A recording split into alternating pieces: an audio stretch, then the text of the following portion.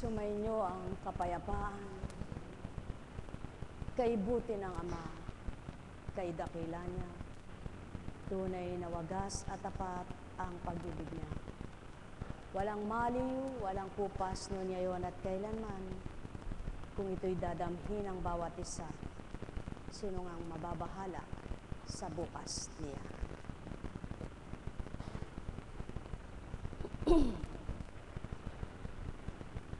Buhay po ba ang Diyos? Saan ba ang hiwaga?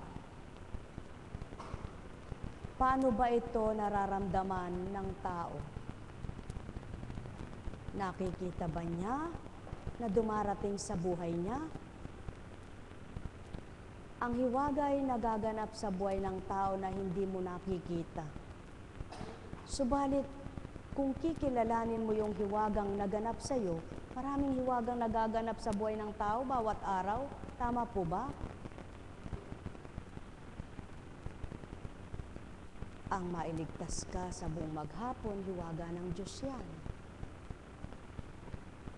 Ang mairaos ka sa buong maghapon, hiwaga ng Diyos yan. Na tinatawagan mong Panginoon, bagamat hindi mo nakikita.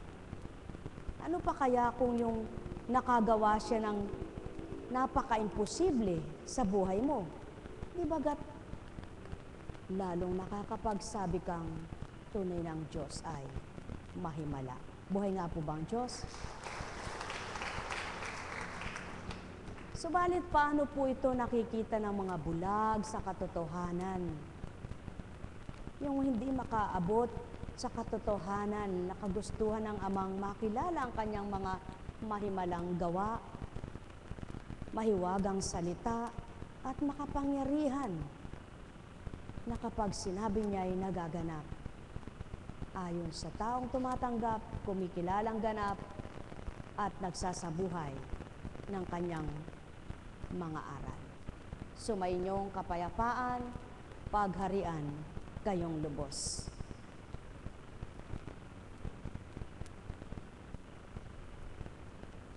Kanina ang mensahe, patuloy at patuloy na walang mali, walang pupas, na hinahanap ng Ama ang kaparaanan sa kanyang mga anak kung paano makapagbabagong buhay.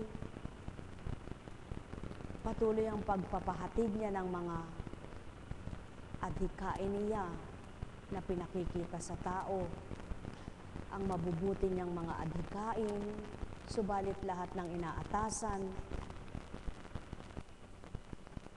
may kabiguan sa mga pinaglilingkuran. Buhay po ba ang Diyos? Bakit may kabiguan? Sapagkat hindi lahat ng pinaglilingkuran nila ay tumatanggap, kumikilala, naniniwala sa kanilang mga sinasabi mula sa simula ng mga propeta, ng mga inatasan ng Ama, hanggang sa dumatalang Kristo at hanggang sa panahon ng Espiritu. Ilang taon na ang lumipas, gayon at gayon pa rin, walang pagbabago. May kikilala, may nagiging sutil, may nagiging mabilis tumanggap, may mabagal, hambing sa paglakad. Makakita ng hiwaga, makadama ng hiwaga, makakilala ng hiwaga.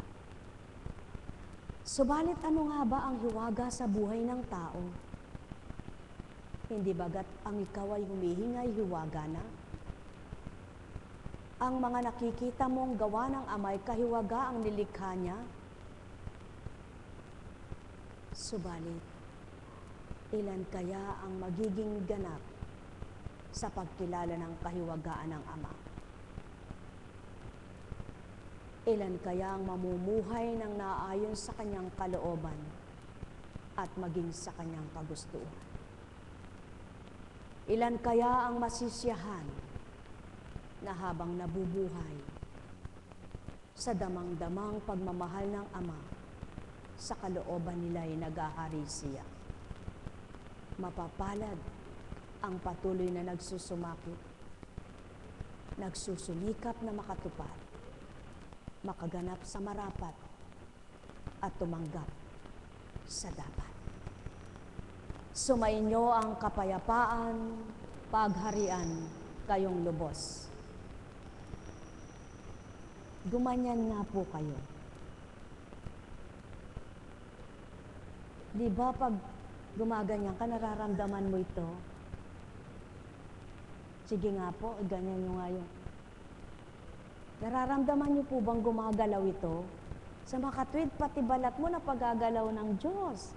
Tama po ba? Galaw nyo nga po yung kilay nyo.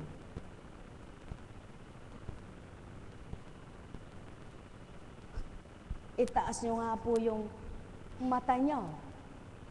Napagagalaw, ano? Kilay. Intenga po, pagalawin nyo nga.